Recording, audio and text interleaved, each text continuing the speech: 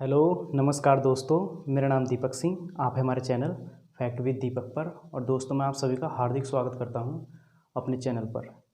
आप सभी मेरी पढ़ाई और मेरे अनुभव को जानते ही हैं, है ना। सबसे अलग लेकर चल रहा हूं मैं अपने चैनल को, क्योंकि ये कोई आसान पढ़ाई नहीं बता रहा हूँ मैं आपको कि आप 2-4 दिन पढ़ो और बिल्कुल सरकारी जॉब मिल जाएगी आपको। ये कोई ऐसा सिस्टम नहीं बता रहा मैं आपको कि इसको याद कर लीजिएगा, रट लीजिएगा इसको। जो बच्चा कभी कोचिंग सेंटर में ही नहीं गया है, जिसने सिर्फ और सिर्फ लूसेंट ही पढ़ी है या जिसने लूसेंट भी नहीं पढ़ी है, वो मेरी यदि 2-3 क्लास भी देख लेना, एक क्लास भी देख ले, उसको खुद पता लग जाएगा कि मैं क्या पढ़ा रहा हूँ। इसलिए बार बार मैं नहीं बताना चाहता कि मेरे चैनल को सब्सक्राइब कीजिएगा, शेयर कीजिएगा, पोस्ट कीजिएगा, दुनिया भर के काम कीजिएगा। आपको यदि अच्छा लगे तो ही कीजिएगा, वरना बेफालतू अपना टाइम बर्बाद मत कीजिएगा। ओके, चलिएगा, बाकी आपकी मर्जी है। ओके, अब देखिए, मैंने आपको कल 4 सवाल दिए थे, है ना। केंद्रीय खाद्य प्रौद्योगिकी संस्थान ये कहाँ पर है? तो आप कहेंगे मैसूर। कहाँ पर है दोस्तों? मैसूर। कहाँ पर है? कर्नाटक में। ओके। मुगल गार्डन ये कहाँ चला जाएगा आपका? नई दिल्ली में, है ना। नई दिल्ली। हिंद स्वराज ये गांधी जी ने लिखी है, काफ़ी पूछी जाती है पुस्तक, है ना। एग्जाम वॉरियर ये पीएम मोदी जी ने, बहुत पूछी जा रही है पीएम मोदी जी की भी, है ना। ये तो टॉप 10 क्वेश्चन बन चुके, टॉप 10। कई सारे क्वेश्चन हैं जो आसपास अभी भी एग्जाम्स में आ रहे हैं। चलिएगा, आज वनस्पति 2। आज आप लिखिएगा कंटीली झाड़ियाँ, है ना। हमने उष्णकटिबंधीय सदाबहार वन पढ़ा है आपको। उष्णकटिबंधीय मानसूनी या पतझड़ या पर्णपाती वन पढ़ा है। अब पढ़ा रहे हैं हम आपको कंटीली झाड़ियाँ। कंटीली झाड़ियाँ, ओके। झाड़ियाँ, झाड़ियाँ, है ना। झाड़ियाँ। चलिएगा, आप लिखिएगा कंटीली झाड़ियों का निर्माण कब होता है? कंटीली झाड़ियाँ, कंटीली झाड़ियों का निर्माण जानते हो दोस्तों कब होता है? झाड़ियों का निर्माण कब होता है? जहाँ वर्षा काफ़ी कम होती है या होती ही नहीं है, तो वाष्पोत्सर्जन की दर को कम करने के लिए पौधों में कांटे निकल आते हैं। क्या? कांटे, कांटे निकल आते हैं। ओके, कांटे निकल आते हैं। ये क्वेश्चन एक बार पूछा गया था एसएससी में कि बताइएगा पौधों से कांटे क्यों निकलते हैं, नाकफनी में कांटे क्यों निकले भाई? तो आप कहेंगे वाष्पोत्सर्जन, वाष्पोत्सर्जन की दर को कम करने के लिए। ओके, ठीक है ना। अब लिखिएगा जहाँ कंटीली झाड़ियाँ होती है वहाँ वर्षा औसत से कम होती है। औसत से कम, औसत से कम वर्षा, है ना, वहाँ ही क्या पाई जाएगी? कंटीली झाड़ियाँ। अब औसत से अधिक वर्षा कितनी थी हमने बताई थी आपको? 200 सेंटीमीटर या इससे अधिक। और औसत वर्षा कितनी थी? 150 सेंटीमीटर लगभग। और औसत से कम यानी 150 से कम। ओके, 150 से कम, 150 सेंटीमीटर से कम, है ना। चलिएगा, अब मुझे बताइएगा जो सतह जितनी चिकनी होती है वो धूप के प्रकाश को उतना ही परावर्तित कर देती है। लिखिएगा जो सतह जितनी चिकनी होती है वो प्रकाश को उतना ही परावर्तित करती है। परावर्तित या उतनी जल्दी परावर्तित, मतलब कैसा परावर्तित? ये देखिएगा, ये क्या है दोस्तों? एक दीवार है ना। ये दीवार है, ओके। यहाँ से आ रहा है प्रकाश, इस पर पड़ा, इसके बाईं साइड में, इसका दीवार का मुंह हमारी तरफ है और ये इधर से प्रकाश आ रहा है, ओके। ये एकदम इधर की ओर चला जाएगा, यहाँ टकराएगा, इधर की ओर चला जाएगा। ये इधर की ओर जब जाएगा तो इसमें स्पीड किस पर आधारित है? इस दीवार के चिकनेपन पर। यदि ये चिकनी नहीं है, खुरदरी है, तो यहाँ पर प्रकाश यहाँ का यहीं रुक जाएगा, इधर परावर्तित नहीं हो पाएगा। होगा तो बहुत ही कम। यदि ये चिकनी है तो एकदम, जैसे इस पर चिकनी मिट्टी का लेप कर देते हैं हम, है ना, तो एकदम टकराएगा यहाँ और यहाँ करेगा अपना सारा कुछ, है ना। इस पर बहुत ही कम इसका प्रभाव पड़ेगा प्रकाश का। ओके, तो कांटों में चिकनापन होता है तथा प्रकाश ज़्यादा देर नहीं रुक पाता, इसलिए वाष्पोत्सर्जन की दर कम हो जाती है। ओके, चलिएगा अब देखिएगा आप, कंटीली झाड़ियाँ पढ़ा रहे हैं हम आपको, है ना। अब मैं कहूँ कि आप ज़रा मुझे बताइएगा कंटीली झाड़ियाँ भारत में कहाँ पाई जाएगी, तो देखिएगा फिर से हम उस चीज़ का सहारा ले रहे हैं दोस्तों जो अक्सर हम लेते आते हैं, या मैं आपको दिलाता हूँ इस चीज़ का सहारा। ओके, ये आपका इंडिया। ओके, ऊपर का मैंने बनाया नहीं। मैंने बताया था आपको औसत वर्षा कहाँ हुई थी, पश्चिमी घाट पर। औसत से अधिक वर्षा पश्चिम घाट और थोड़ा इधर और थोड़ा मेघालय की पहाड़ियों पर, है ना। तो आप कहेंगे कि उष्णकटिबंधीय सदाबहार वन कहाँ, यहाँ पाए गए। ओके, चलिएगा। उससे कम वर्षा पूर्वी घाट पर हुई और यहाँ हुई, इस जगह, है ना। कहाँ, यूपी में हुई, बिहार में हुई, छत्तीसगढ़ में हुई, झारखंड में हुई, यहाँ 4 राज्यों में, है ना। कितनी वर्षा, 150 सेंटीमीटर औसत वर्षा, है ना। और इधर क्या हुई है, औसत से अधिक यानी 200 सेंटीमीटर से अधिक, है ना। अब 150 से कम कैसे हो गई, औसत से कम।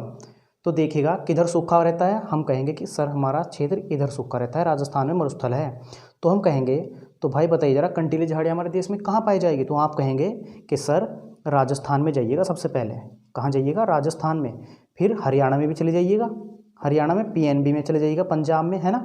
पंजाब में जाकर हरियाणा, हिमाचल प्रदेश इधर भी चले जाइएगा, क्योंकि इधर पश्चिम उत्तर भारत की बात हो रही है ना।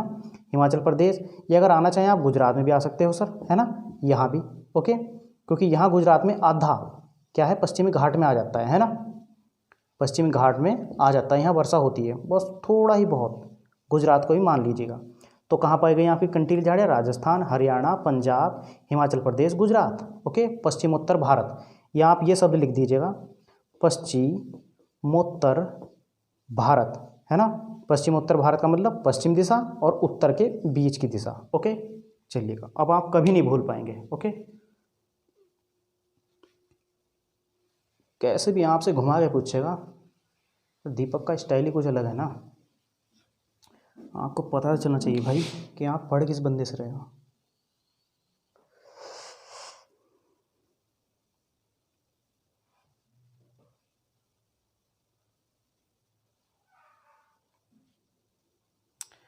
अब देखिएगा दोस्तों आप, हम बता रहे हैं आपको कि कंटीली झाड़ियाँ, कंटीली झाड़ियों की जड़ें लंबी होती है या छोटी होती है। देखिएगा कैसे क्वेश्चन पूछा गया है। ये CD क्या होता है, वो फोर्स वाला एग्जाम, NDA होता है, और एक और होता है फोर्स वाला कोई, NDA था और एक था CDS था शायद, CDS सेकेंड, ऐसी कुछ रहता है। CDS मतलब फोर्स का ऑफिसर बनता है भाई कुल मिला के। ओके, उसमें पूछा गया कि बताइएगा इनमें से किसकी जड़ें लंबी होती है, तो क्या लिख दिया, कंटीली झाड़ियाँ, A, है ना। B लिख दिया सदाबहार वन, सदाबहार वन। ओके, C था उसमें पर्णपाती वन, पर्णपाती वन, है ना। होता तो इंग्लिश टू इंग्लिश है, पर हिंदी में हम इसका आपको ट्रांसलेशन वो बता रहे हैं, ट्रांसलेशन, है ना। और D क्या था, इनमें से कोई नहीं, नन ऑफ दीज, TH, है ना, नन ऑफ दीज। तो देखिएगा इसमें आंसर लगाना बहुत कठिन हो जाएगा तीनों को, है ना। हम कैसे बताएं, देखिए आपको, जब देखिएगा सदाबहार वन है, सदाबहार ये पेड़ है दोस्तों, ये थल है और ये पेड़ की जड़ें हैं, ये हमारा पेड़ है। ओके, है कि नहीं, सही है, ये हमारा पेड़ है। अब बताइएगा जड़ का काम क्या होता है, जड़ों का काम होता है कि जल को पौधे के विभिन्न भागों में पहुंचाना, किसके, जाइलम ऊतक के द्वारा, जाइलम ऊतक के द्वारा। ओके, तो तो यदि यहाँ जल है, आसपास जल है, तो मुझे बताइएगा जड़ को इतने दूर आने की क्या ज़रूरत है, ये बताइएगा, है ना।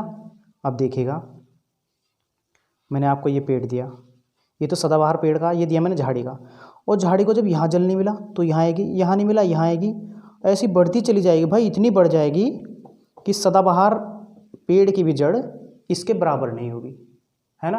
आपको शायद दिख नहीं रहा है, उसके लिए सॉरी, मैं इधर बना देता हूँ, है ना।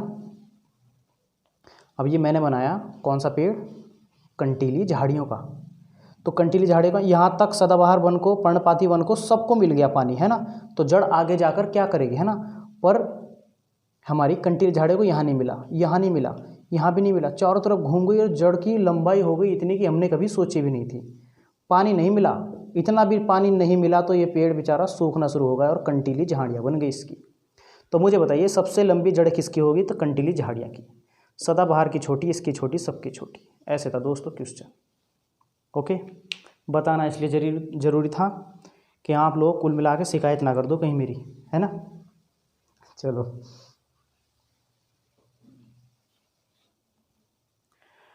अब लिखिएगा आप,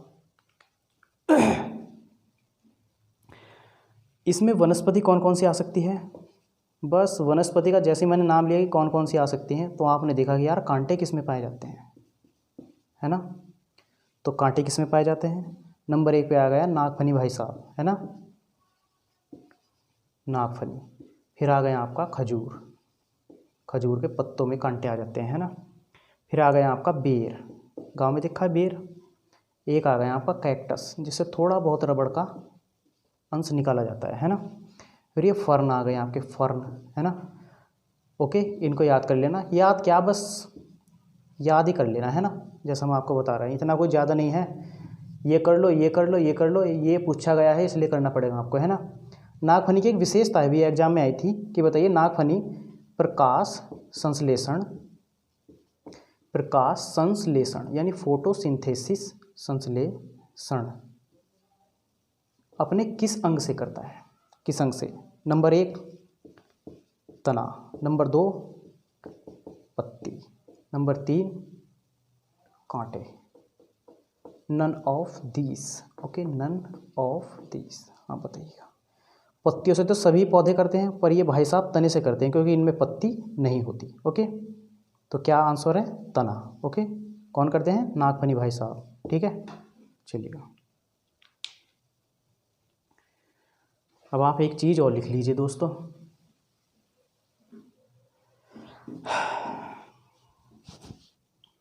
औसत से अधिक वर्षा लिखिएगा 200 सेंटीमीटर लगभग, या 200 सेंटीमीटर से ज़्यादा। औसत वर्षा 150 सेंटीमीटर, औसत से कम वर्षा 150 से कम। ओके, ये भाई साहब पूछे जा चुके हैं, है ना, इसलिए।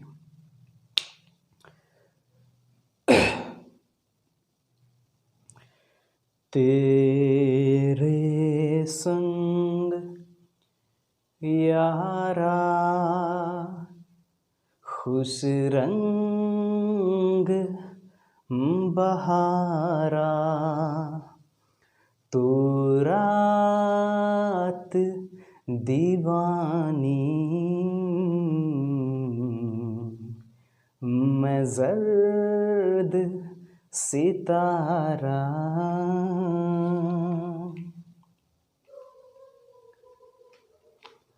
ओ करम खुदाया है, तुम्हें मुझसे मिलाया है, तुझ पे मर के ही तो मुझे जीना आया है। ओ तेरे संग यारा खुश रंग बहारा, तू रात दीवानी, मैं जर्द सितारा। ओ तेरे संग यारा खुश रंग बहारा, मैं तेरा हो जाऊं जो तू कर दे इशारा। तो चलिएगा दोस्तों, अब हमारा रह चुका है पर्वतीय वन रह रहा है ना, और एक हमारा मैंग्रोव या ज्वारिया या कच्छ वनस्पति रह रही है ना। इसको हम अगली वीडियो में कराएंगे। तब तक के लिए आप लिखिएगा 4 सवाल। ओके, वीडियो ज़्यादा लंबा ना हो, इस बात से हम बचना चाह रहे हैं ना। आप 4 सवाल लिखिएगा। प्राथमिक क्षेत्र का संबंध किससे है?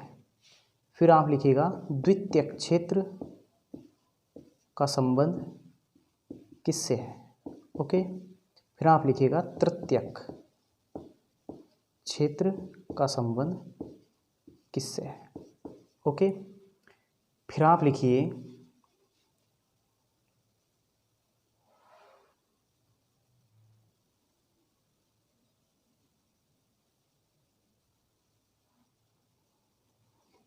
गणतंत्र का मतलब क्या होता है?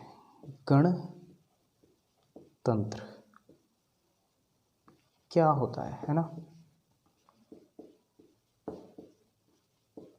ओके, चलिएगा दोस्तों, मिलते हैं नेक्स्ट लेसन में। ओके, तो चलिएगा दोस्तों, बने रहिएगा हमारे साथ। मिलते हैं अगले चैप्टर पे। तब तक के लिए नमस्कार।